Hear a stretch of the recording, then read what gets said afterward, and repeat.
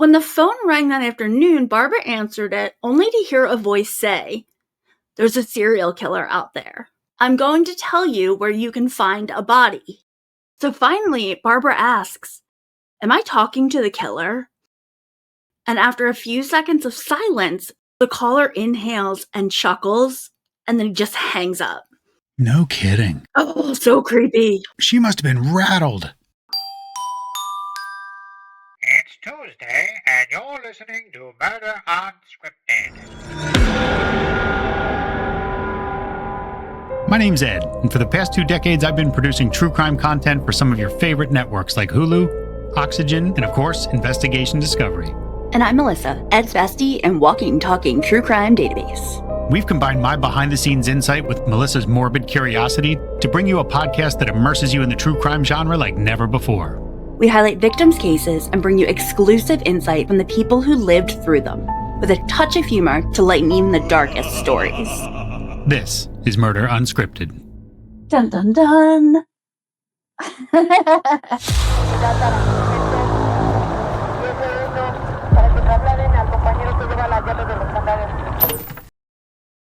What is up, crime crew? Welcome to episode 81 of Murder Unscripted, the internet's most immersive true crime podcast. I'm your host, Ed Hydock, along with the wickedest of witches, Melissa Spivey. I always identified with the Wicked Witch more than Glinda, so that works. I could see that, minus the green skin. Yeah. I just need flying monkeys now. It's true. Well, we are in week 2 of our December block, which is always our month to chill out. We don't worry about themes as much. We just kind of roll into the holidays and cover some cases that we want to cover. Although, now that I say it out loud, aren't all the cases ones that we want to cover? I guess. Yeah. Well, last week, Melissa kicked off the block by telling us part 1 of the Tourniquet killer, Anthony Allen Shore. And I knew very little about this guy, but I am thankful for that because this POS, I don't know, I don't think I've despised a perpetrator that we've had in quite some time like I do Anthony Allen Shore. I think it's his cockiness. I think it's the way he treated his own daughters, one of which was autistic, and just the way he operated. Just sleaze to the max. Yes, he's the worst, and he's just going to get worse, as we'll see in this episode. Great. So be prepared for that. Well, when we left off in the last episode, we had talked about Shore's childhood and how, most of what we know comes from him, and we're not 100% sure it's totally true. He is quite a liar about a lot of things. We also heard about his first marriage to Gina, which resulted in 2 daughters, Amber and Tiffany. And we talked about, and you just mentioned, how Amber had some developmental difficulties, which in Tony's mind meant that she was not, worthy of his love or respect. Just disgusting. So, he's an awful guy. And we also discussed Amber and Tiffany's horrific home life with him. I mean, he drugged their hot chocolate, he neglected them, he abused them, he sexually assaulted them. The list goes on. And how he got full custody is still baffling to me. Yeah, I would love to know what really happened there, because everybody has a different story. Mm-hmm. We also talked about Anthony's other victims, because his daughters were definitely victims, but his other victims, he had murdered 15-year-old Laurie Tremblay and 21-year-old Maria del Carmen Estrada. He basically strangled both of them, but he hurt his little finger while killing Laurie, which then led to him using a small wooden dowel as a tourniquet when he murdered Carmen. And then, right as we ended last week, Tony had stalked and sexually assaulted a 14-year-old girl. He literally watched her for days, he learned her schedule, and when she would when she would be home alone, and one day he broke in and waited for her to get home from school. He is such a monster. Yeah, he is. And that little tidbit about the dowel in the rope, it's different. It's like he's not just using a rope, he is taking it and twisting it. Yes. It is a new level of sick. It really is. When you think about it, you're like, holy crap. Torture is what it is. Yeah. Well, also, as I mentioned last week, I watched several TV shows documenting these crimes, but my main source was a book entitled Strangler by Corey Mitchell. So now that we are caught up from last week, Ed, do you have any questions before we move forward? No questions, but I do want to say that if you guys like us, if you love us, maybe you just have a crush on us or just want to be friends, tell us. We can take it. It's not you, it's me. Exactly. Well, you can do so by leaving us a review on Apple, Spotify, YouTube, wherever you find us. So that's all I got. Sorry, proceed. Thank you. All right, well, we are going to start right out of the gate with our next victim, and that is a 9-year-old girl. This one is incredibly rough, and what he did to her is unspeakable, and I literally mean that. Like, I'm going to go over her injuries briefly, but I'm not going to go any further. You can read about it in the book if you are interested. Yeah. Not necessary. I couldn't handle it when I read it, and I'm like, I'm not repeating this. I get that. Well, it's Sunday, August 7th, 1994, and we are in a Houston neighborhood called The Heights. And this is a very safe, family-friendly neighborhood. And in the Corey Mitchell book, he notes that The Heights was often referred to as the Mayberry of Houston. I actually did a story, 2 sisters who were murdered in The Heights. So, I don't know, safe, I don't know. This was in the late 80s, though. It had a lot of, like, art boutiques and art studios and record shops and that kind of thing. So it was it was like an arts district, at least back in the 80s. So I can assume it was probably like that in the 90s, too. Yeah, I would assume so. And I mean, it sounds pretty wholesome and safe if it's the Mayberry of Houston. Oh, you would think, yeah. Well, it's around noontime, and 9-year-old Diana Robillar has been tasked with heading to the little bodega on the corner to pick up some sugar for her Aunt Hermina. And this is a trip that Diana has made several times over the summer. It was literally 2 blocks from her home. And like, before anyone freaks out about that, it was 1994. It was a different time. I don't feel like a 9-year-old walking 2 blocks is like that huge of a deal. Like, no, especially back then. Exactly. You just did it. So Diana heads off in the direction of the store. But before we get to what happens, I want to tell you about her. She's so sweet and just so adorable. So Diana had been born in Mexico on September 3rd, 1984. And she was the first child born to Virginia and Rogelio Robillar. And the following year, they welcomed another baby, a little boy this time. And then they had another little boy the following year. Damn, spitting them out. I know. Wow. Well, sadly, tragedy would strike the family when Diana was only 3 years old. Her father was actually killed, and I don't have any other details other than like the one sentence from the Strangler book, but it said he had been murdered in the streets somewhere in Nuevo Mexico. Wow, that's sad. Isn't it? So Diana's mother, Virginia, was like, nope, I am not raising my children here. That is not going to happen. And in a cruel twist of irony, she moved because she wanted to raise her kids where they would be safe. Man, imagine a time when the U.S. was considered the safe space. That's cute. So Virginia emigrated to the United States, worked to get herself established, and then Diana came and joined her about a year later. And then one of her younger brothers would come shortly after Diana came. So during all of this, Virginia had met a man named Jose, who she would later marry. And he had a 4-year-old son, so now we're like a family of 6. Yeah. And then in 1990, Virginia and Jose had a child together. They had a little girl. Wow, so up to 7. Yeah, so now we're a family of 7. And in their home in Houston, it was very crowded. Like, they had all the kids. And then I believe there were some grandparents or step-grandparents. There were some cousins. There were a lot of people. There was a lot going on in this house. Yeah, I'll say. But you know what? I guarantee there was no lack of love there. Yeah. And I assume that it was anything but boring. I mean, that sounds like chaos, actually. I'm sure there was always something going on. Nobody was bored. Yeah, right. Well, Diana, being the oldest, she was a huge help to her mom with the younger kids, and she was described as motherly. And she was also incredibly smart and caring, and she did really, really well in school. Her teachers just adored her. And I loved this part. She wanted to be a teacher when she grew up, so she would like play school and pretend to be the teacher and teach her younger siblings. It's so cute. I loved doing that when I was her age. So Diana left for the store around noon, and if she went straight from point A to point B without any meandering, it should have been between 5 to 10 minutes. Okay. Well, sometime between 12:20 p.m. and 12:30 p.m., Diana's mother, Virginia, she realized that Diana had not returned yet, like she still wasn't home. So Virginia pokes her head out of the door to see if she can see Diana walking back from the store, like maybe she just got sidetracked talking to friends or a neighbor or something. Yeah. But no luck. So Virginia walks up to the store herself, and the clerk was able to confirm that Diana had been there. She bought the sugar, and she left. Obviously, it's not going to make a difference in this case, or we wouldn't be talking about it, but for the sake of creating a timeline, I mean, for detectives, They now at least know whatever happened to Diana happened after she went to the store. At least they have that, right? Well, Virginia is obviously totally and completely panicked. She knows Diana is a smart and responsible little girl. She never would have been gone this long. So Virginia ran home and she yelled for Jose to call the police.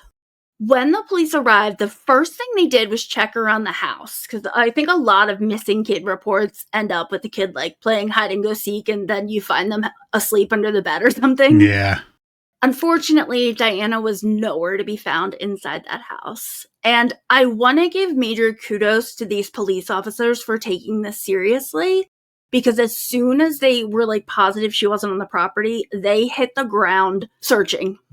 That's good. And I've said this before, but I feel like when a kid goes missing, especially like a 9-year-old, it's rare to see police not respond. So yeah, kudos to them. Well, through witness statements, police were able to confirm that Diana did get the sugar and had left the store. She crossed the street and she walked about a block. But then nobody can remember seeing her after that. And she's 1 block from home. Yeah. I will say the community really pulled together. They helped police and everyone just began searching like anywhere and everywhere. Virginia and Jose made up missing flyers and like a local business offered to print them for free. People were helping hand them out and hang them up. Police even brought in a helicopter to search. But after 12 long hours, there was still not a single trace of Diana. Man, just knowing what I know from last week, I suspect Diana was thrown in a car and driven far, far away, or at least out of the immediate area, which would have made it almost impossible to kind of find her right away in those initial hours. I guess we'll see. But what do they say? The first 48 hours is like the most crucial. Yeah, and I don't know if this is true in regards to murder cases. I could be making this up completely, but I know with like car accidents, don't they say that so many accidents happen 5 minutes from home? So I'm curious what the statistic is about murder victims. Oh, I've never heard that. Well, meanwhile, in a section of town not too far from Diana's home, a security officer named Ian Beale was doing his nightly patrols. And he worked the 10 p.m. to 4 a.m. shift, and his main job was to, like, drive around to different buildings and just ensure there was no funny business going on. And some of the sites, he just, like, drove by and visually checked them out, while others, he actually had to park, get out of his truck, and kind of walk the property, do a foot patrol. So it's like 12:15 a.m., it's incredibly dark out, and he gets to his least favorite building to patrol. It's this abandoned 3-floor office building, and it just gives off very creepy and unsettling vibes. And from the description, it sounds like it had a cemetery on one side. Ew. And then a sketchy motel on the other side, where like sex workers would often hang out and wait for clients. Oh, yeah, nothing shady going on there, I'll bet. Yeah. In my head, I can see the motel light like blinking. Oh, flicker. Yeah, the O is blinking. Well, Ian is driving around this building, and he gets to the back, and he sees something laying on the ground. And this is awful, but his first thought is that it might be a sex worker who got into a fight with a client, and she was left there. So he parks his car, and he starts walking over to the person. But as he gets closer, he realizes this is not a woman, it's a girl. And she is laying on her side, kind of in the fetal position. He calls 911 immediately, but he can see that emergency services are not going to be able to help save this little girl. She was absolutely... Enough said, yeah. Yeah. So police arrive, they get there super quick, and Detective Robert, or Bob King, arrived not long after everybody else got there. So from watching the shows and reading about this guy, it seems like he is a damn good detective, but he's very straight business. Like, very serious, very blunt, I guess very clinical. Is that the right word? Yeah, I'm blunt to the point. Yeah. I mean, that's common with a lot of detectives. They just don't show a lot of emotions. They're not exactly creative storytellers. They're factual storytellers. But I don't care. If you're a good detective, solve my case. I don't need you to be colorful with your words. Like, just do it. Yeah. So when King gets there, he goes right over to the body, and one of the other officers informed him that the body might be that of a little girl who had gone missing from a nearby neighborhood. And we know it's Diana, but it would take police a little bit to confirm that. So Detective King begins examining the body, which was naked except for her t-shirt, which had been pushed up, exposing her chest. And this was definitely the same t-shirt she had been wearing when she left her house to go to the corner store just hours earlier. Wow. King noticed that there was dried vomit on the sleeve of the shirt, and this poor girl is covered in fire ant bites. Oh my God. Diana had an extensive amount of blood around her genital region. They believed that she had been sexually assaulted. That's as far as I'm going to go with how they found her. Yeah, good, because I'm like getting angry right now. Like it's taking everything in me not to go off on this guy and anyone like him for that matter. Because when you said the t-shirt had been pulled up exposing her chest, like what chest? You know, like what do these absolute freaking monster perverts see in children? I am firmly a believer that castration for the first offense, 0 tolerance. Totally agreed. Infuriating. Yeah, this was a really hard case to research. It was rough. So as the first responders moved Diana's body onto the stretcher, her hair kind of fell to the side, and that's when Detective King noticed an olive color cord wrapped tightly around Diana's neck, and it was tightened with a bamboo stick. Wow. But he probably didn't know about the guy yet. Yeah. Nope, King didn't know it, but the tourniquet used on Diana was just almost exactly the same thing as they had found on Carmen. Well, yeah, and we sit here and talk about these cases like, duh, the connection's obvious. He's using this tourniquet with a dowel on these other women, but like cops don't know that. If it's not the same department, same agency, I mean, and years have passed between them, they're not going to know that right away. Oh, yeah, and how would they? Especially then, because, it's not like it was the 1800s, but everything wasn't as connected as it is today. Exactly. So with Diana's case and the other cases, there were like tips and some suspects. I'm really not gonna touch on them because it's a moot point. We know who the bad guy is. But I do want to share that with Diana's murder, they had over like 140 guys they looked at. That's a lot. Yeah, the police went hard with this case. And Detective King kept a picture of Diana out on his desk for years. Good. That's always, I like hearing that. I do too. And the community really came out for Diana's family. They actually began trying to raise money for not only the funeral, but also to fly her grandmother and her 7-year-old brother to Houston for her funeral. Wow. Because I guess they were living in like a super south part of Mexico. Yeah, and they wouldn't have been able to afford all that. Right. Well, they got the help of Andy Cahan, who at the time was the City of Houston Mayor's Office Crime Victims Assistant Director.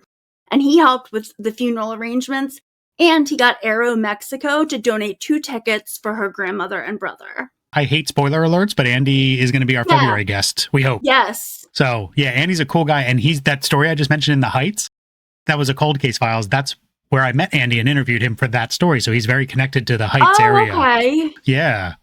And in addition to Andy's help, even the United States Attorney General at the time, Janet Reno, got involved with raising money. Janet. Yeah. And when it came to the day of the funeral, hundreds of people showed up, like even people who didn't know Diana or her family. That's awesome. Yeah. And I think it was just, it hit everyone so hard because I told you this was supposed to be the Mayberry of Houston. Yeah. And like Diana could have been anyone's kid. Well, Detective King and his team worked tirelessly to bring her killer to justice, but unfortunately, her case went cold. Well, this is probably going to be the understatement of the century, but we know Anthony Allen Shore is the absolute worst. Yep. He's a monster, and unfortunately, he's not done yet. We have one more victim that we know of, at least. Bring it on at this point. Jeez, oh man. Yeah. Well, I want to take a minute to see what's going on in his life, like where we are at in our timeline. We know that things are not good for the girls at home, and this is foul. But Tiffany talks about how her dad would make her invite her friends over, and he would tell them to pretend that they were like rock stars, and he would have them wear skimpy and inappropriate outfits, and he had them put on little shows and like do dance routines for him. On. And they're like 9 to 11 years old at this point. He's disgusting. I am going to start vetoing 2-part episodes that involve pedos like this guy, because listening to this now 2 weeks in a row is literally making my blood boil. There were times in the book where I was like, I'm done for the night because I'm going to get sick. Like I felt nauseous. Like it's to the point, and I hate to say this, that I don't even care what you're going to say next. And I don't mean it like that. I just mean like I've gotten my dose of this guy and what, like I can guess what he's going to do. Right. Well, remember, he had been dating that woman, Liz, so not long after he murdered Diana Robillar, he broke up with Liz, and he moved on to dating an 18-year-old woman named Amy Lynch. Wow, 18. hey, better than 14 or 9 or 15 or whatever. Well, hold on. Amy is a high school student, and they actually met when Tony was at her dad's house repairing the phone. Oh my God, right, because he works for Southwestern Bell, right? He's a tech? Yes. Yeah. Well, long story short, Tony found out that Amy liked to sing, and he told her dad, he's like, oh, I'm a musician. I can give her voice lessons. Just praying. Uh-huh. So that turned into a relationship, even though he was 14 years older than her. She moved out of her parents' house, and she moved in with Tony. Her parents were pissed, which is completely understandable. Yeah, you think? Yeah. Yeah. Thankfully, she did continue attending classes because, again, she's a high school student. High school student, right. Yeah. And I'm guessing she graduated, but her education was never really brought up again, at least in the book. So things, of course, start out fine between them, but that charming and charismatic mask that Tony always wore, it was beginning to slip off. Shortly after she moved in with him, Tony would tell Amy she was fat. Was it Regina or Gina, his first Gina, wife? yeah. Yeah, same stuff he was doing with her. Yep. He wanted her to lose weight so she would lose her curves. So she began dieting and got herself down to 98 pounds. Wow, so she looked like a kid, probably. Yes, Tony was ecstatic, and he began buying her children's clothes to wear. Like, he got off on the fact that she looked like a child. Oh. And, like, keep in mind, all that abuse against his daughters is taking place. And I mentioned how in January of 95, CPS had come to the home, but, like, nothing really came of it. Right. Well, it kind of seems like Amy knew a lot about the abuse, and according to the book, she would at some point admit that it wasn't cool that he drugged his kids' hot chocolates. No, it's not cool. Well, we have one more victim to cover, 16-year-old Dana Sanchez, and this one is crazy how the police, like, found out about it. So it's Friday, July 14th, 1995. It's around noontime, and it's lunchtime for most of the employees in the KPRC Channel 2 newsroom, except for a woman named Barbara Magana. She had stayed behind to man the bat phone. That's what they called it. It was really just the station's, like, emergency tip It's line. your hotline. Yeah. A lot of people have them. Yeah. Well, Barbara was responsible for answering the phone, taking the information, and also monitoring the police scanners for, like, big stories. And then if one came in, she would appoint one of the reporters and send them to go cover it. Of course, they got, like, people calling in with nonsense and delusions and random stuff. Crazy stories, yeah. Yeah. Well, when the phone rang that afternoon, Barbara answered it only to hear a voice say, "There's a serial killer out there." I'd probably drop the phone, but... yeah. Or do you not even take it seriously because it's like, yeah, okay. Well, Barbara was used to dealing with, like, all sorts of those calls, and she calmly responded, "How do you know?" And the caller says, "I'm going to tell you where you can find a body." Ooh, she's probably sitting up in her chair at this point. Yes. So over the next couple minutes, the caller's describing how to get to a specific location near the George H.W. Bush Airport. And Barbara's taking notes, and at one point she asks a question because she was confused about a road name. The caller got super annoyed and, like, barked at her to listen to him. Oh, really? So, like, he flipped a switch and, like, revealed that monster. Yes. Man. Creepy. And, I mean, obviously with his abrupt change in tone and his hostile manner, Barbara was suddenly startled, and that's when it kind of clicked in her head, like, oh my god, this person's not joking. So the caller is giving very specific instructions, ending with saying the body would be found in a field in tall grass. So Barbara couldn't place the area, so she grabbed her map. He stops talking and says, quote, "Don't go for your key map. You won't find it. It's a brand new subdivision. It's not on a key map yet." End quote. Wow. How creepy is that? How does he know how does he know that lingo? You know, the key map. Like, why is he saying that? Yeah, I have no idea. And also, like, he's loving this cat and mouse game. He's playing, but knowing the guy. I mean, we discussed him last week, how many times that he needs to be in control.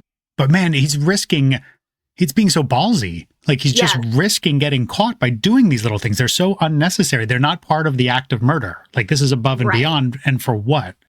Well, this phone call would last 37 minutes. Wow. Barbara kept trying to get more information. Like the caller said the girl's name was Ruby. He told Barbara her birth date. He tells her that she's 15 years old. And she mentions that his victim had a bunch of rings on. So finally, Barbara asks, "Am I talking to the killer?" And after a few seconds of silence, the caller inhales and chuckles, and then just hangs up. No kidding. Oh, so creepy. She must have been rattled. How could you not be? So she finishes noting everything down, and she immediately calls the sheriff. Detective Bill Valerio arrives to the site that the caller described. I'm going to try to describe it. It's basically a concrete road, in an industrial area. And then the road kind of dead ends, and it's just this big, unkept field. If you've ever flown into Houston, there are a lot of fields. I can picture the airport and the area around it, and that checks. Okay, so there's a lot of tall grass. Apparently it's up to the detective's knees. Yeah, it's a little different now. It's a little more developed now, but I mean, you can see where that would have existed. Well, when Bill gets there, he doesn't immediately begin looking for the body. He talks about how he kind of wanted to see if he could spot anyone in the general area.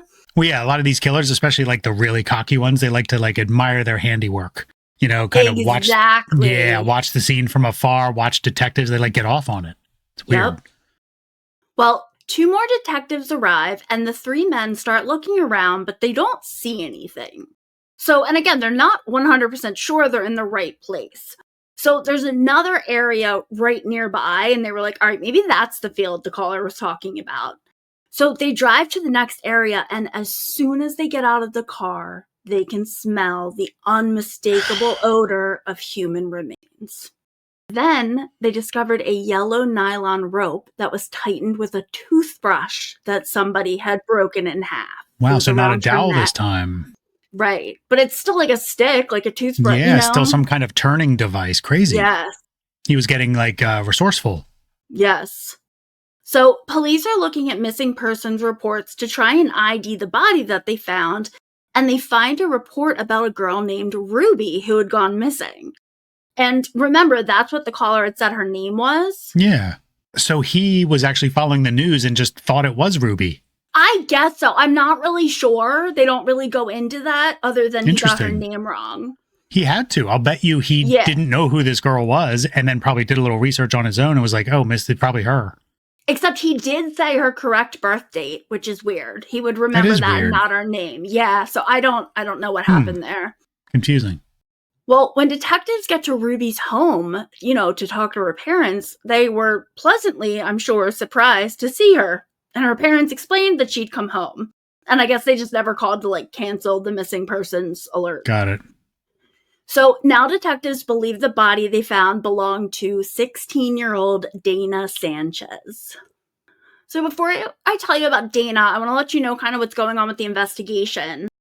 The Harris County Sheriff's Department, they were keeping in touch with Houston PD, and therefore both departments knew about the Tourniquet murders, as they were kind of being called. And with the murder of Dana, they were more convinced than ever that this was a serial killer. And one big thing the investigators noticed, all of his victims were young, good-looking, shy. They were mostly Hispanic girls with really long hair. So he has a type. And Laurie is a little bit of an outlier there because I don't believe she was Hispanic. But his fixation on the long hair is so creepy to me. Well, yeah, and you mentioned last week about him liking ponytails, and it's such a little sadistic side note because I don't mean to be blunt about this, but he's basically finding women that have a built-in handle. Yeah. Ones that he can grab without a lot of trouble and control however he wants physically. Well, they tell women, if you have your hair up in a ponytail and you're walking in an unsafe area or you're alone at night, you should tuck it into your jacket or your hoodie or whatever. I didn't know that. For that exact reason. Wow, I never heard that, but that makes total sense. Yeah, that's always on the safety list of things to do and not to do. Yeah. Crazy. So let's talk about Dana. Dana Lizette Sanchez was born on May 11th, 1979 to parents Cesar and Fidelina Sanchez. And the family was living in Houston at the time, although Cesar and Fidelina had just recently moved to the United States.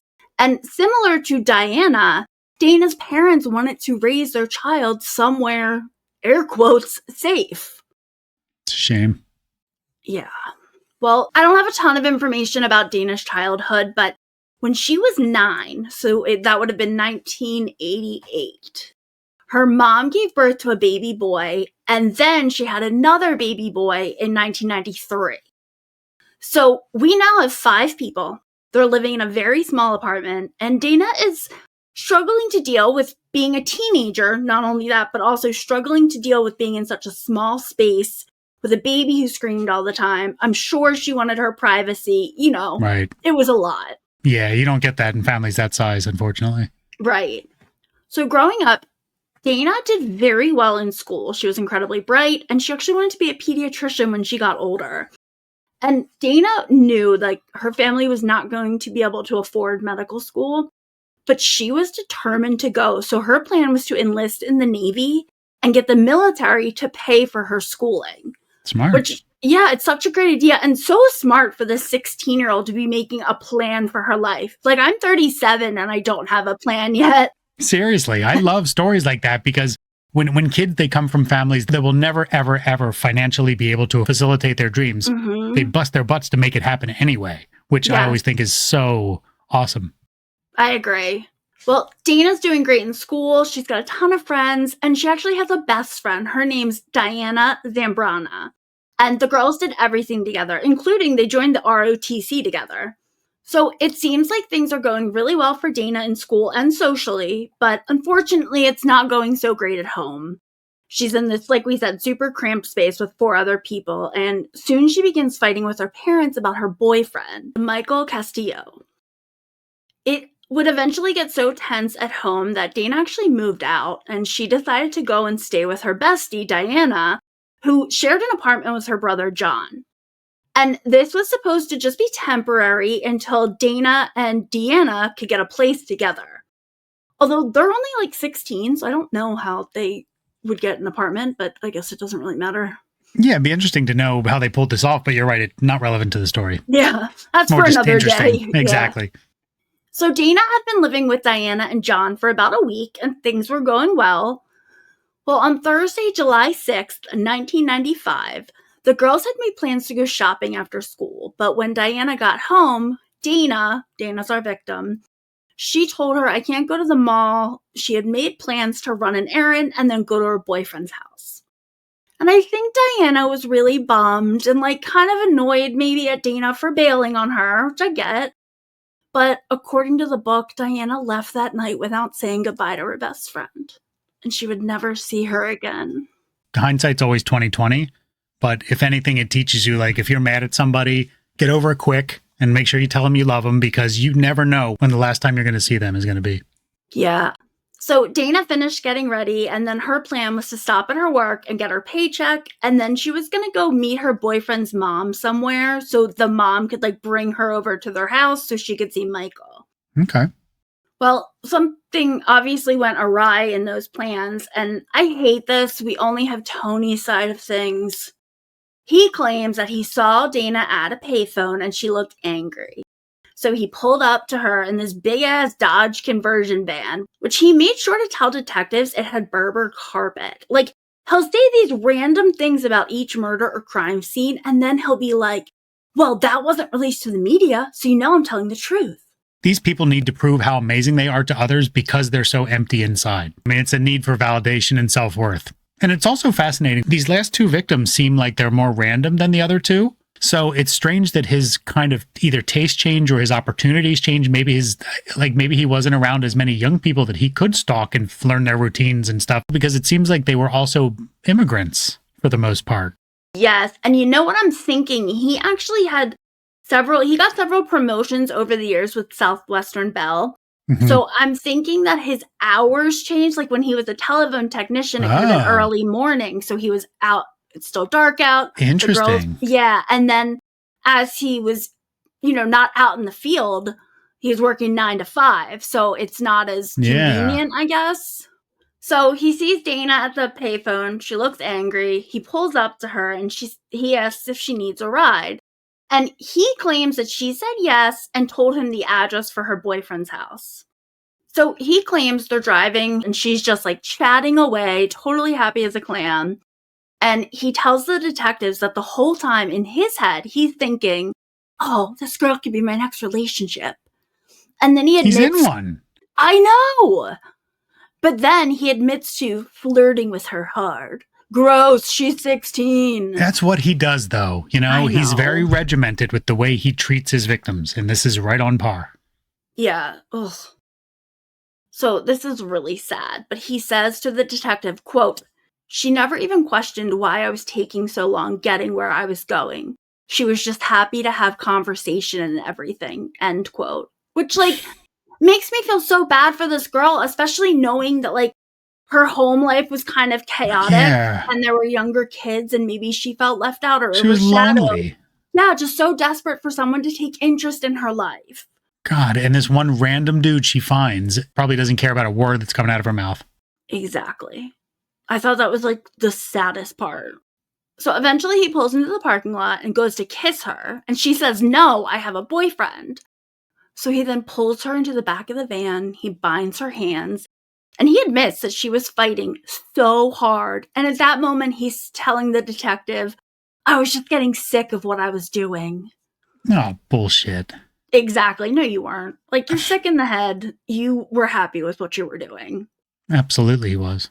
And he claims he didn't rape her, but since he didn't really admit to the other rapes, I don't believe him. Yeah, but... let's just say he did. Her remains were in such bad condition, so they couldn't tell. So, in the interrogation room, Detective Swaim is pushing him a little bit to talk about the weapon he used, and Tony mentions that he thought it was a yellow nylon rope. But he can't really remember because the sickness was taking over, and he was in a state of shock or dreamlike state. Which, to me, is just an excuse because he won't take accountability. That's exactly what it is. Yeah. So Tony goes on to admit that he left Dana's body in that field, and he was the one who made the phone call to the TV station. And remember how when he called, he gave her birthday and like how she was wearing a lot of rings? Yeah. Well, he claims he did that because he wanted the police to be able to ID her. And there really was a part of him that wanted to get caught so everything would stop. If you didn't want to get caught, you wouldn't have called a TV station to play games. You know, he's so full of it. He's so full of it. See, this is why we can't believe so much of what he says, because he's such a liar. Well, and he somehow managed to shame the victims in all of this. Like, take accountability for what you did, but leave. You've already done enough. He's the worst. So in February of 1996, Tony was arrested for hiring a sex worker, which meant he was cheating on Amy, but his only punishment was to pay a $122 fine. Man. Other than that pesky little solicitation situation, at this point in Tony's life, he's claiming that things were wonderful, magical, so amazing. He was making good money, they had a nice house, etc., etc. And then Tiffany tells her side of the story, and she remembers things much differently. Yeah, why don't you ask his daughters how they feel? Yeah. The abuse was still going on, sexual and physical. And Tiffany talks about how he would beat the girls. He would pick them up by their hair. And then he would smother them if they yelled or cried out. Oh, my God. But all of this is about to change. So in January of 1997, Tony and Amy got married. Well, Tony was not interested in dealing with his children when he wanted to go on a long and tropical honeymoon. So he sent Amber and Tiffany to stay with his mother, Dee Shore. And in part 1, I talked a little bit about his childhood. And remember I said I didn't know if I believed that his mother was as bad as he made her out to be. Yeah, yeah. He acted like she was horrific and so abusive and all this stuff. Right. Well, this is the reason why. Well, yeah, and if that's the case, then why would you send your kids there if she's such a nightmare to deal with? Exactly. Although I know there are cases where people have been horrible parents, but amazing grandparents. So we weren't there. Whatever. Yeah, I think you can be. You can change when it's not your responsibility 24/7. That's true. That's a good point. Well, when Tiffany and Amber get to their grandmother's house, things are okay, but Dee wasn't able to handle both girls. So Tony's sister Regina offered to let Tiffany come and stay with her. And Regina was so excited. She loved her nieces and she really worried about them. She had gone to visit them, I believe back in 95, and was scared for them. And she actually called CPS a few times, but nothing came of it. Yeah. Mm. Well, when Tiffany got to her house, she was like the complete opposite of the happy, energetic, curious, this kind little girl who Regina remembered. And there were these big signs that in 2025, we know now are big red flags of child abuse. Tiffany would always dress in baggy clothes and her body was always covered. Mm. She spoke very violently and she also talked about sexual things in a way more adult way than she should have been. Oh, then she should have even known about. Yeah, and I've heard stories about victims wearing baggy clothes before. It's a way to hide their figure, which when you think about it is so awful for obviously we're not condoning kids to dress slutty for lack of a better word, but you also don't want them to have to start thinking about that kind of stuff, covering up so that I don't get attacked by a family member.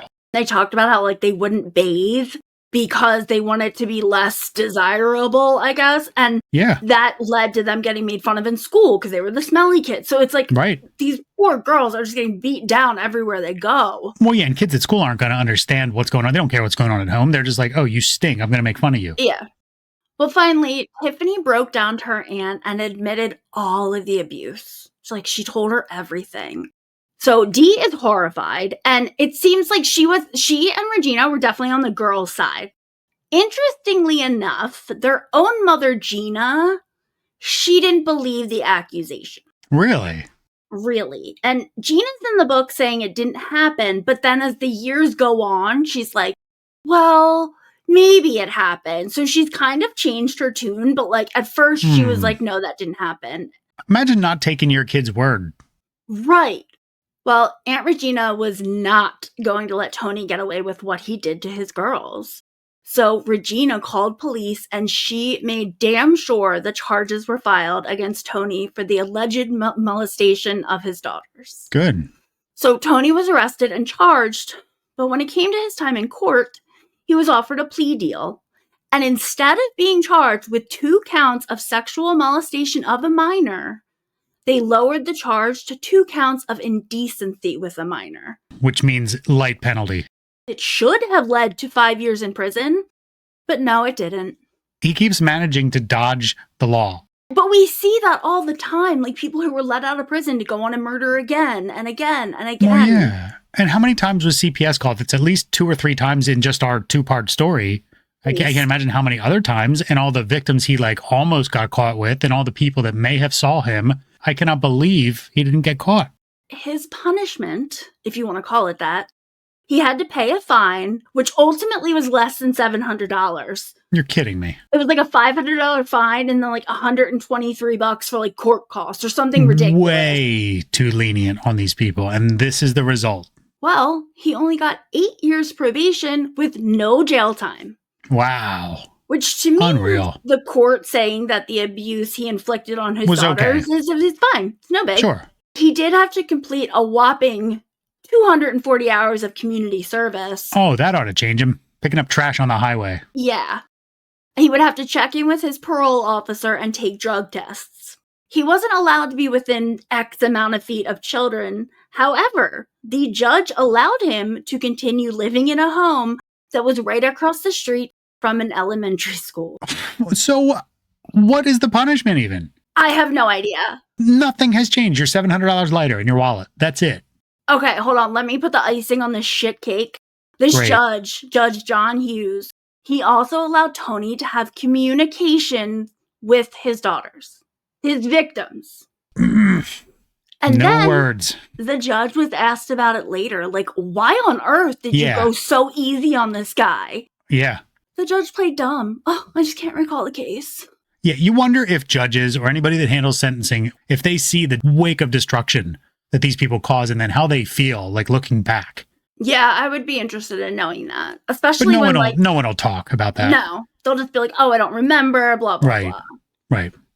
Well, one of the conditions of Tony's probation was that he had to register as a sex offender and enroll in sexual offender therapy classes. And I think I've made it clear about how I feel trying to rehabilitate sex offenders. Like, it's not possible. It's a waste of time, and we should just put them down. Well, now and I see why they get their ass beat in prison, because you listen to stories like this. Yeah, exactly. The worst of the worst. Well, in addition to his useless classes, he also had to submit his DNA. And we'll come back to that later. So, with this sexual offender therapy crap, Tony had to keep a journal and detail his thoughts each day. And yet again, Corey Mitchell sums it up perfectly when he writes, quote, Shore always seemed to write exactly what he believed his counselors wanted to read, end quote. No kidding. What's he going to do? Write about the little Mexican immigrant that was on a payphone that he wants to rape? Yeah, exactly. Come on. He's a smart guy. He knows what he's supposed to write. Yeah, you're not going to write your actual thoughts. So in one entry, he had to write about drugs and alcohol, and he wrote this whole thing about how he was never interested in drugs or alcohol, and he barely even takes Tylenol if he's got a headache, but he's a big-ass fan of cocaine. That counts as a drug. Evidently, that did not count when it came to his anti-drug beliefs. Oh. And what I find so ridiculous about these journal entries, in one breath, he would say he was taking responsibility for his actions and abuse against his daughters, but then in the next entry, it would be about how it was all the cocaine's fault. Yeah, maybe that's his sickness. Maybe he's high all the time. Like, he claims he never would have touched his daughters if cocaine didn't cloud his judgment. But what about the other girls? Exactly. And how would he react if some other person was treating his daughters the way that he treated his victims? I would love to know that. But he would also spend time writing about how he didn't know why he did what he did, even though he just said it was the cocaine, but okay. Yeah. And how he was so disgusted with himself, blah, blah, blah. But then he would write about how he spoiled his girls and gave them everything they wanted. And this next part it's going to make you so mad. He wrote about how he liked when his daughters wore promiscuous clothing. And he talks about their, quote, well-developed bodies and how he encouraged them to wear short skirts and tight shirts without a bra. What the it gets worse. He wrote about how he liked to go out in public with his daughters and Amy so he could show them off. Like, it was this boost to his ego to be seen with these three beautiful young women. Girls, really? I get that. I've met people before who love to show off their wife. Maybe they're swingers, you know? Maybe that's their thing. Also, but your daughters, bro. Yeah, also, if that's your thing, get it. If it's your daughters, what? He's so sick. Like, this part of the book was very hard to get through. He went into detail about molesting his daughters and how he would get them drunk until they passed out because their vulnerability turned him on. What happens to the show if I just leave at this point and you just read the rest of the story? Because I'm going to throw this water bottle through the monitor. Like, I'm so furious. Well, aside from his disgusting journal entries about his daughters, most of his writings are just him having a pity party. Because of the probation, he wasn't supposed to leave the county he resided in, which he claims totally ruined his music career. He couldn't travel. Yeah, it's gonna. Sorry. And part of his probation was that he couldn't be anywhere where alcohol was being served, which meant he couldn't play at bars or other music venues. Well, he whined on and on about that, but the worst part, his probation, it was such a joke. Like, he's supposed to be taking these drug tests, which he did, and they showed up positive for cocaine, but there were literally no repercussions. You won't find anything. I mean, does cocaine count? Well, apparently it doesn't, because a dirty drug test should have sent him to jail for a few months. Not a damn thing happened. This guy gets away with everything. All right, so earlier I mentioned how Tony had to submit his DNA as part of his pretend punishment. That's what I'm calling it. The only thing the justice system did right in this case. Yeah, well, we're now in the fall of 1998, and Tony has a deadline to get that DNA submitted. So Amy gets home one day because she is following the words of Tammy Wynette, and she is standing by her man. And she gets home, and Tony's a mess. He's pacing, he's stressed. And she's like, "What's your deal?" And he looks at her and says, "I'm going to make you famous." And Amy's confused, and Tony begins talking about how he has to submit his DNA, but he shouldn't have to since he's innocent. He knows he's getting caught. Uh-huh. And Amy's confused about why he's so upset, but she's also like shocked at his demeanor. And I really wanted to include this part because I think it says a lot. Like, Amy talks about how she had never seen Tony act like this.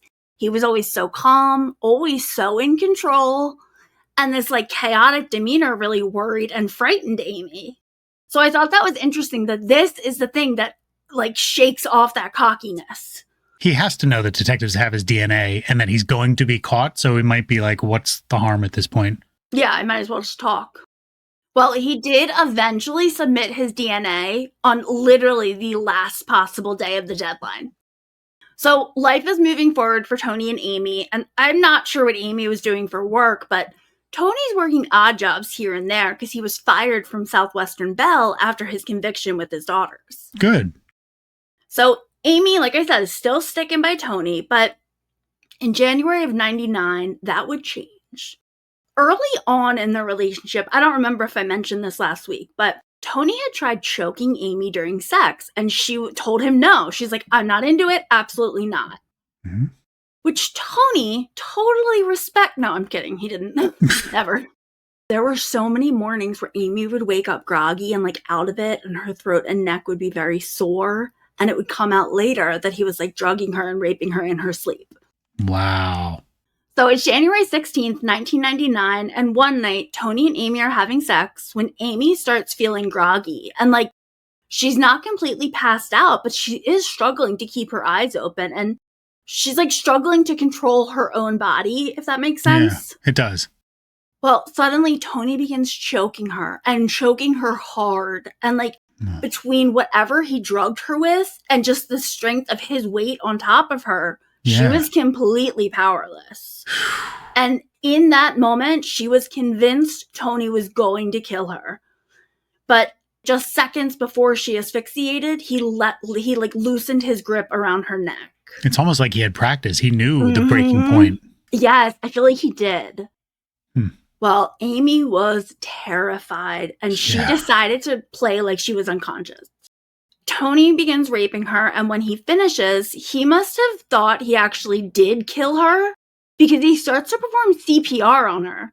He pinches her nose and is like beating on her chest and does mouth to mouth. Really? And does this huge breath into her mouth, which causes her to have this violent coughing fit. Well, she's not really passed out. Right. Well, once she stopped coughing, she just stared at Tony, but she was like too afraid to say anything. The next morning, she left. Good. She packed her stuff. She went to stay with a friend, and just a day later, she filed for divorce. Good. He could have ended her that night. Yes. So Amy's gone, but Tony can't be alone. We know that. You're right. So that same month, January of 1999, Tony met a woman named Pauline Cody. And Pauline had just finished a rehabilitation program for drugs and alcohol, and she was slowly getting her life back on track, but she was doing a really great job. And we know that Tony can be charismatic and charming. Well, he and Pauline began dating, and within a few weeks, she had moved in with him. But, of course, his Prince Charming facade didn't last very long. One night, while the couple was having sex, Tony tried to choke her. Well, she flipped out, like went off on him, and Tony promised he would never do it again. Yeah, okay. Oh, and by the way, Tony did tell Pauline about his probation, but of course he spun the narrative to be that his mother manipulated the girls into all the accusations. Yep, making it up. Not surprised in the least. So now we're skipping ahead. It's like August 2000.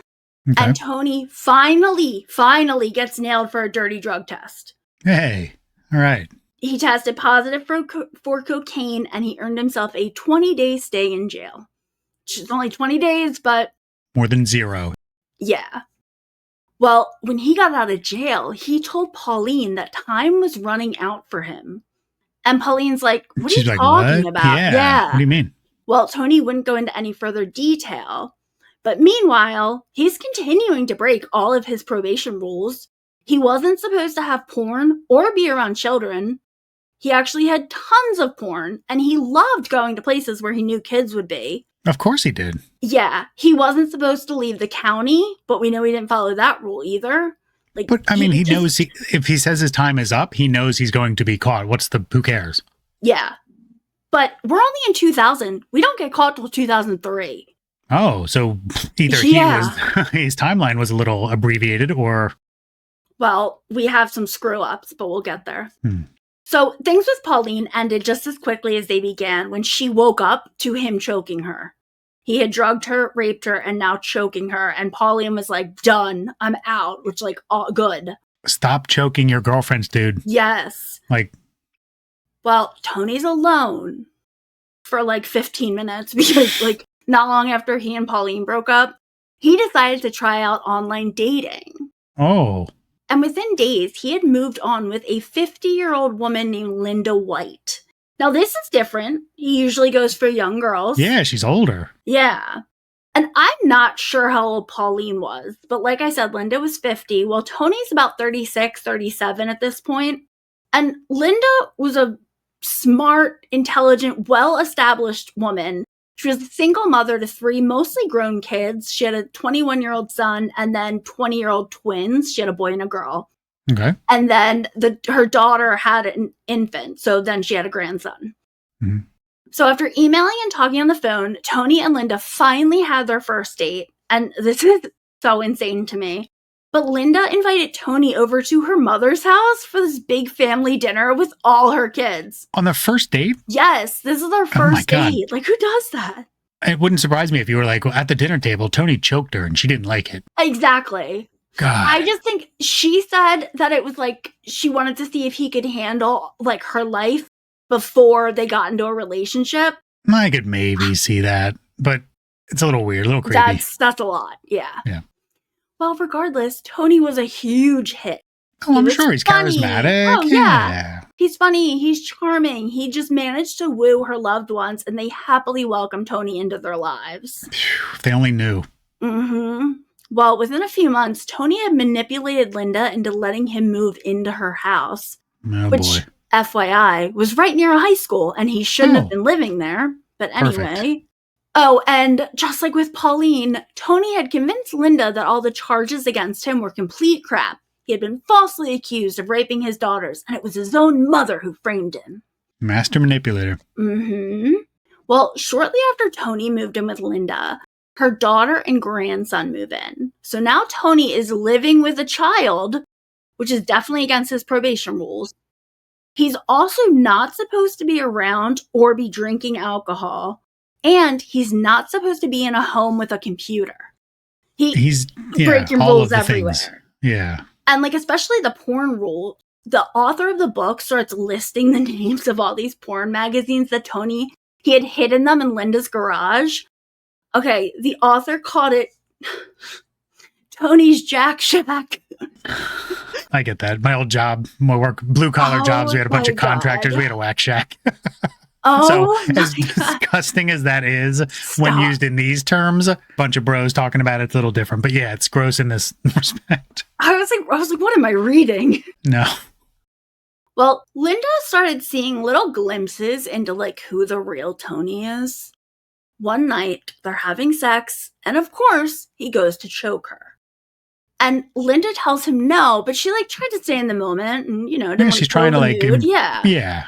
And she keeps going. Well, he tried again to choke her. And Linda is like, what the heck? Like, I told you no. Yeah. Well, Linda began realizing when she woke up in the morning, she was feeling super groggy. And there was even a time where he drugged her and she was like completely out of it for 24 hours. I wonder what he was using. I know he used Benadryl for his girls, but I don't feel like you could do Benadryl for I don't know. Maybe he just used more Benadryl, because Benadryl kicks your ass sometimes, yeah. Yeah, it does. Wow. What year are we in, too? This is like 2001, 2002-ish. So what year did he give his DNA then? That was 1998, and I'm assuming you're asking me why the hell is he still out on the street? Yeah, like that. It's not making sense yet. Like they got his DNA for a reason. What happened to it? Well, get ready for this. Oh boy. So Tony's DNA had been sent to the Houston Police's DNA lab, and it had been entered into their systems.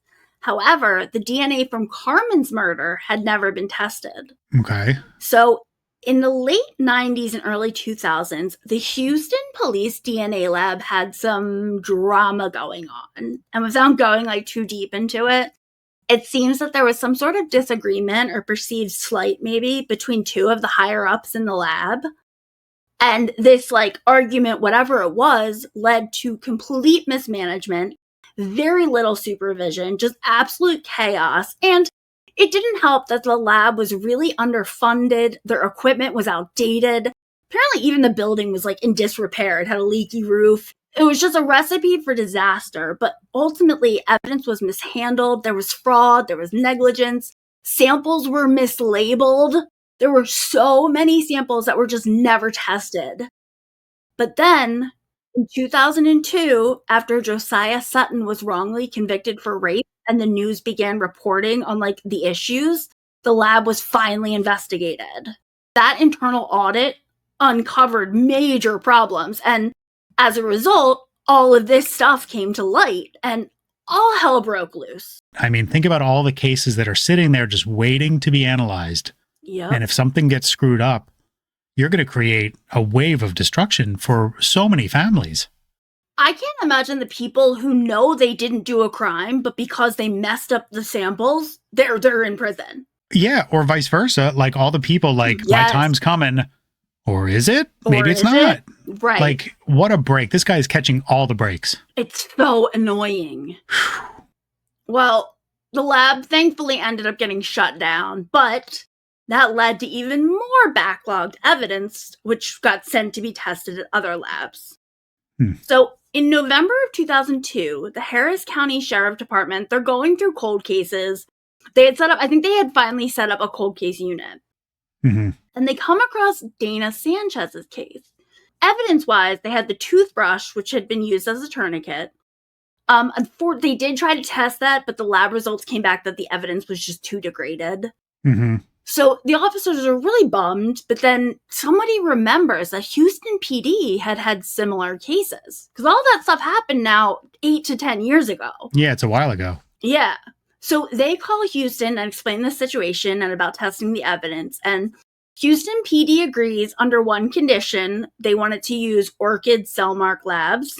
Mm-hmm. Which, fun fact, Orchid got its start in the UK back in 1987. I actually knew that. Did you? Well, we worked with Forensic Files used to work with Orchid Cellmark a lot. Oh, okay. Well, now they're just known as Cellmark, but they were one of the earliest pioneers in DNA evidence. They were. And they actually handled the first private paternity tests in the UK. Get out. Yeah. Cool. So the Harris County Sheriff Department is yeah, sure, that's fine. So they send the fingernail scrapings from Carmen's case. And remember, that one detective was so adamant about getting those fingernail scrapings. Mm-hmm. And every year right. when they called him and said, hey, can we chuck we're cleaning out the evidence room, can we chuck it? He said, no, keep them. Well, on October 24th, 2003, they get a call from Catherine Long, who is one of Orchid's top scientists. She had a match, Anthony Allen Shore. And Good. He was arrested later that day. Thank God. Get this maniac off the streets. And so we're now basically back to where we started. It's October 24th, 2003. He's arrested and in the interrogation room. Tony has now confessed to these murders, and he's in jail awaiting the next steps. And a few days later, the Harris County Assistant District Attorney announced that she would be pushing for a death sentence in the case against Anthony Allen Shore.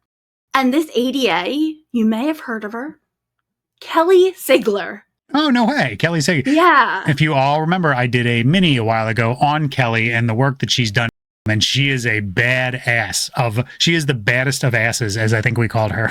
Yes. But she does not play. No, she doesn't. There was one case, and I want to say it was the Winger case, but don't quote me on that, where she actually brought the victim's bed into the courtroom Yes. and like straddled the defense attorney. Yep. I'm like, yes, wild. But what a powerful Yes. exhibit, because now the jury's watching how a crime unfolded. It's like, otherwise you're looking at pictures and this and that, but Kelly rolled his bed in and slapped it in the middle of the courtroom. It was amazing. She's a wild bulldog. Kelly Ziegler was assisted by a woman named Therese Booz, and she's a badass too. So Anthony Allen Shore is going up against two of the toughest and most hardworking prosecutors that I feel like courts have ever seen. Good luck to him. And this was a capital murder charge. Yeah, he's screwed. So the prosecutors made the decision that they were only going to try him for Carmen's case. And it makes sense. Like that was their strongest case because they had the DNA evidence. Right. Now, I didn't know this prior to researching this case, but because they're charging Tony Shore with capital murder, and just so we're clear, capital murder in Texas is murder with extra aggravating factors like multiple victims, a child victim, or killing someone during another felony like a sexual assault. Mm-hmm. Robbery, those kind of things. Yes, but because this is capital murder, the court has pretty strict rules about what you're allowed to say and bring up in court. So even though he had the other victims, the jury wasn't allowed to hear about those cases. And it's also unclear whether his past indecency with a child charges would have been allowed because they weren't directly tied to the case. So I don't know. Sure. Yeah. Interesting. So the prosecutors are going for capital murder because of two aggravating factors. The murder occurred with a kidnapping and the murder occurred during an attempted sexual assault. And during the trial, the state called 19 witnesses, and this included some of Carmen's family, both of Tony's ex-wives, his daughters, and one very important witness, Catherine Long. And that was the DNA analyst who handled the sample. Yeah. She broke down the DNA findings in a way that actually made sense to the jury. I think people underestimate how important that is to a trial, because not only do they have to be able to convey the science behind what they're doing, but they need to put it in layman's terms, almost like a children's book. Like, how would you explain this to a child? Because the more the jurors understand it, the better chance of a conviction. Absolutely. Well, the defense didn't end up calling any witnesses, but they also didn't really have an argument. The lawyer straight up admitted that Anthony Shore murdered Maria del Carmen Estrada, but he was arguing that Anthony had committed murder, not capital murder, because she willingly got into the car and that she wasn't sexually assaulted. It was consensual. See, and I'm not going to take this guy's side, but that's what a good defense attorney, especially in a case like this, would do. I mean, that's the only straw he can grasp at this point. It's funny because he stands there and tells the jury, he's like, this man is disgusting. I hate him. He's the worst. But he's not a capital murderer. You're playing to this. Yeah, you got to build your client up. Yep. But sometimes that is more powerful than trying to defend all of his actions. Be like, yeah, he's a piece of shit. Yeah. But. So, yeah. Well, when it came time for closing arguments, Ed, I felt like it was an episode of Law & Order SVU. Oh, reading Kelly Ziegler's closing argument, I got goosebumps. Yeah, she's so good. Reading it. She went hard into Anthony Shore's need for control. Because the tourniquet was all about control. He could tighten it and loosen it. He got to play God. Yeah. And he had a freaking handle. He made a handle out of wood that good luck getting out of that. Oh. She also brought up how he called the detectives by their first names. Because, again, more control. If you can't harken back to his other crimes, you need to start really picking apart anything in this case that could be used as as an example of who he really is. Yes. And with that, the judge told the jury it was time to deliberate. First, they went to lunch, because get your last free lunch, why not? Might as well, yep. And then they deliberated until 5 p.m., but as they hadn't made a decision, they had to return the next morning. But by 8:45 a.m., they had reached their decision. They found the defendant, Anthony Allen Shore, guilty of capital murder. Amazing. The next morning was sentencing, and this is where the jury heard about everything else. So this is where they finally got to hear about how he raped his daughters, how he was a pedophile, and how he was a serial killer. And then, this is when the girls got up and talked, his daughters. And then they heard from the 14-year-old girl who Tony raped after breaking into her home. She's 25 at this point. And Okay. she got up there and recounted the entire horrifying assault. And, like, I know it's the prosecutor's job to ask intense questions, but, like, I'm sitting there reading it, and I was, like, felt so bad for her. The strength it had to take to get up there. And I know she didn't have a choice if she was being called to do that. But at the same time, the strength it takes to do that is just astounding. Oh, my God. She was amazing. And then up next were Amber went first, and then Tiffany Shore went. And they each testified about all the abuse, physical, mental, sexual, all of the above. Yeah. Now, this part is just wild. I want to know how many other times this has happened, but Tony's lawyers get up there and in, like, fancy lawyer jargon, they tell the jury that Anthony Allen Shore wanted the death penalty. What? He had supposedly found God, and he wanted to pay for his sins. Okay.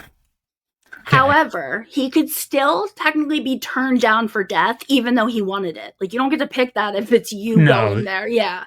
So this continued on for a few days, but finally both sides rested, and the jury spent 1 hour deciding his fate. Death penalty.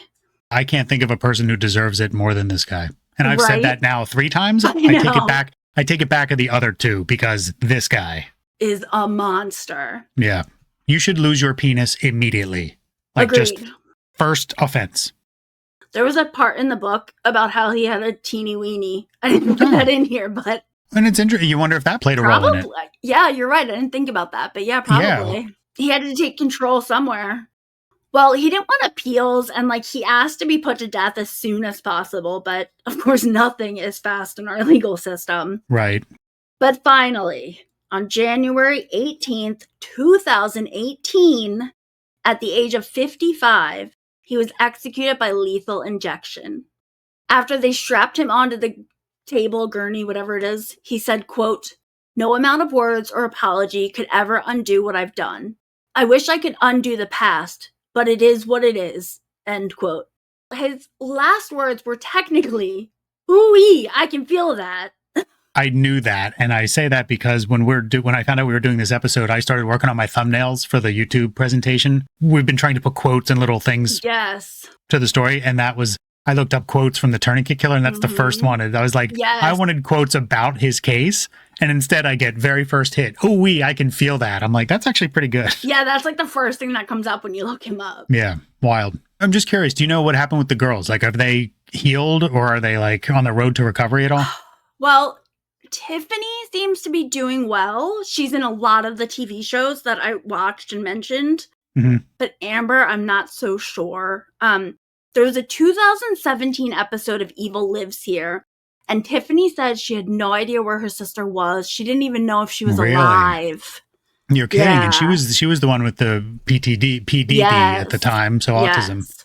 I do wonder if there had been any updates about Amber since that 2017 episode. Yeah. I know that Tiffany was on a show in 2021, which is more recent than the one I watched, but I couldn't find it anywhere.